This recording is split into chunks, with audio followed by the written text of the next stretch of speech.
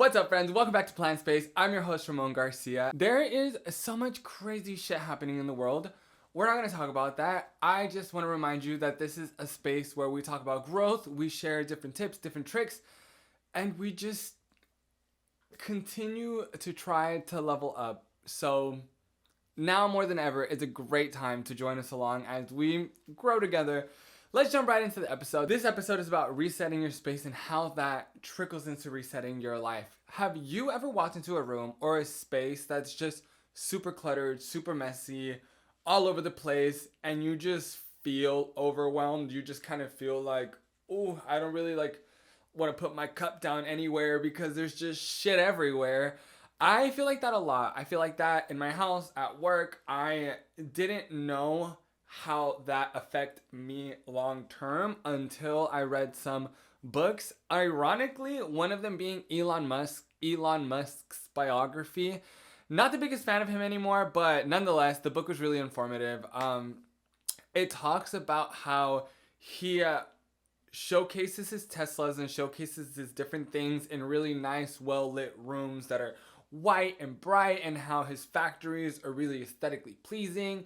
Because if you're surrounded by a bunch of shit, you're not going to really see the product for what it is. You're going to be like, yeah, whatever, I guess it looks good. I mean, amongst all this shit, of course it looks good. So if you keep everything really pristine, really cute, really aesthetic, then it's going to stand out if it's ugly. You're going to be like, ew, what the fuck?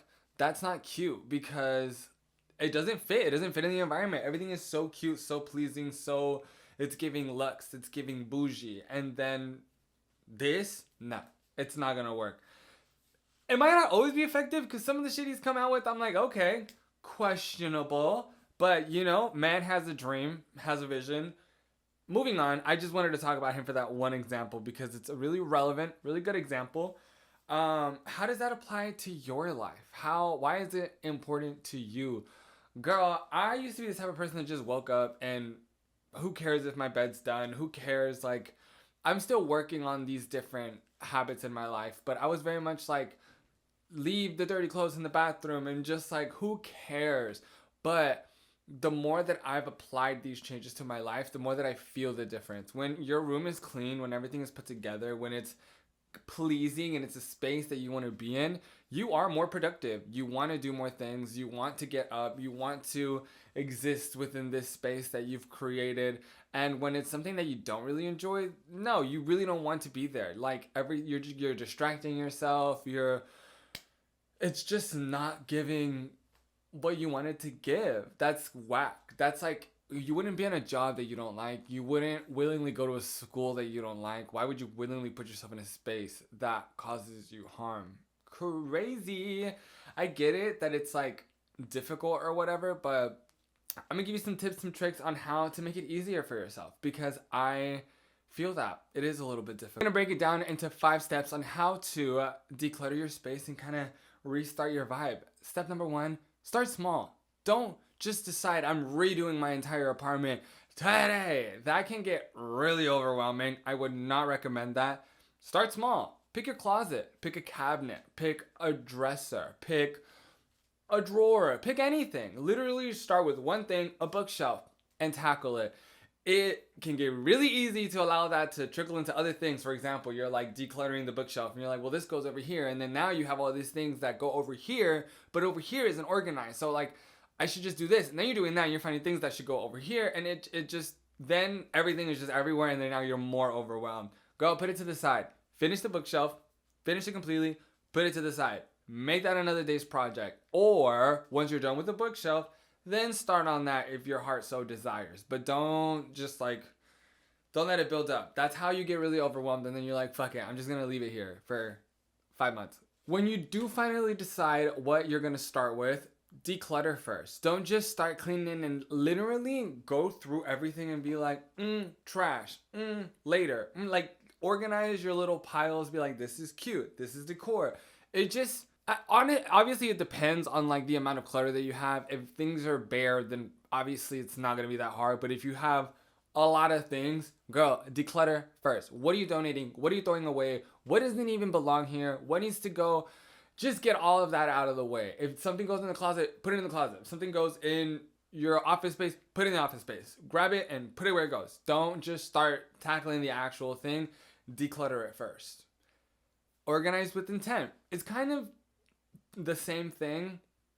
So it's 5 steps, but really it's, they're really similar.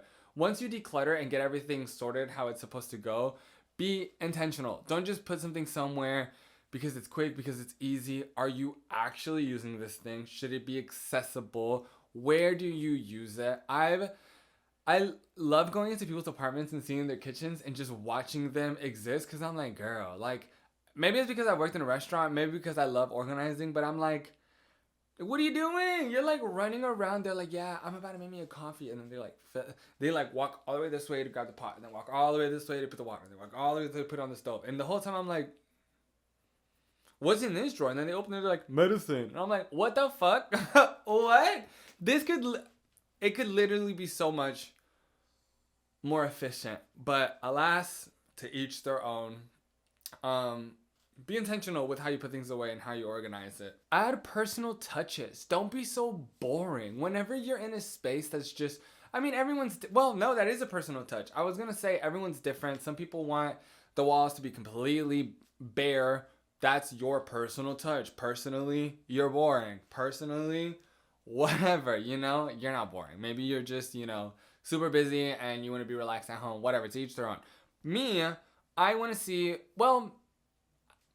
mine's a little different because I use a lot of my space as background for things that I'm filming. So I try to really kind of live in like a set. I personally would prefer to not have so much stuff out. Honestly, like, in my opinion, I'm fine without a lot of that on display. Doesn't mean I don't like it. I'm just saying, like, if I had my own personal studio, I would choose to remove a lot more from my space. I really like lights. I'm not really the biggest fan of like posters and shit on my wall. I'm a big lights person. I want to see like lights all over the place. That's my personal touch.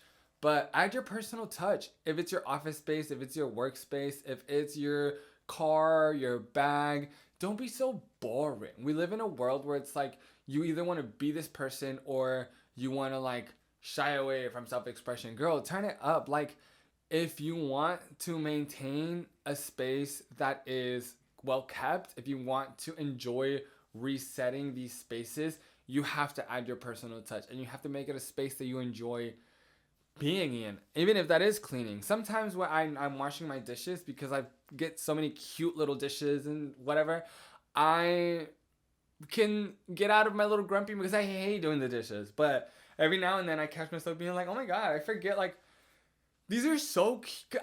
It just is a little dopamine hit. I love it. It's like it just makes the things that you don't enjoy a little more pleasant. The last tip is just maintain it. Don't be lazy.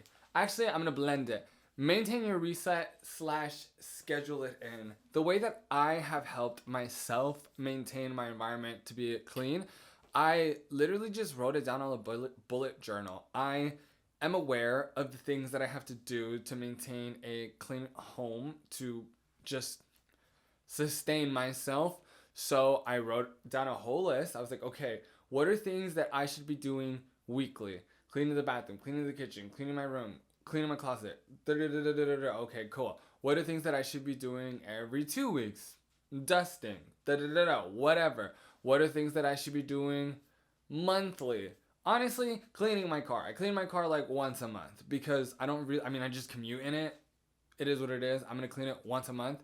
Sometimes, girl, I hate cleaning my car. I love cleaning my space. I hate cleaning my car. But that's besides the point. It just helps, especially if you have pets, especially if you have plants. If you're a really busy person, it really helps. After a while, it just becomes habit. You're like, oh, it's Monday. Mondays, I do this. And then adapt it to your schedule. If you're a really busy person on Monday, maybe organize your week so the cleaning gets done on other days, and on Monday, you don't do anything. To each their own. Everyone's life is different, but you can really create a system that helps you. If you're just going about your day and waiting until the bathroom's a mess, girl, that's gonna be a whole obstacle. Now you have to make time to really get in there. You gotta really put your elbow to work. No, I'd rather just maintain it and be chilling than to have to really like go to town. Why should you even bother? Why should you even care? Why should you do it? Girl, it's gonna help your clarity. It's gonna help you focus. It'll help you de-stress. It'll help you enjoy where you're at, what you're doing, the space that you're living in. There's so many reasons. What are the reasons that it affects you negatively? You get stressed, you hate where you live. It is whenever you do have to, because you eventually have to tackle these obstacles. It's gonna be a real obstacle. You could have just maintained it, but now you like have to set a whole 2-day aside to really get in there and get everything done. Just get it done. Literally just get it done. I promise you, if you commit to it for a month, you'll quickly see the changes. And whenever you do, I love hosting. I love having people over. And whenever you do have people over, they feel welcome. They feel comfortable. There's nothing crazier than someone coming over and being like, not comfortable. I go out of my way to make sure that people are comfortable in my house. They feel at home, they feel welcomed, and you should too. That's ultimately how you build community and how you keep them good connections. And whoever you bring into your house and you're like messy and gross, if they're chill with it and they're also messy and gross, you're just like cultivating this space of like messiness and grossness, and that's gross. So don't do that. In closing, resetting your space is not just about decluttering. It's literally about creating a space that promotes growth. It cultivates change. It's just an area that you thrive in. It's somewhere where you want to be. The positives extend for a really long time. If you can take control of your space and you can really dictate what happens around you, it'll start to trickle into your life. It'll trickle into your life choices. You will ultimately gain more control of your life. It starts with small things. It just trickles into the bigger stuff. Thank you guys for listening to today's episode. Follow me on all socials at The Ramon Garcia. Literally on everything.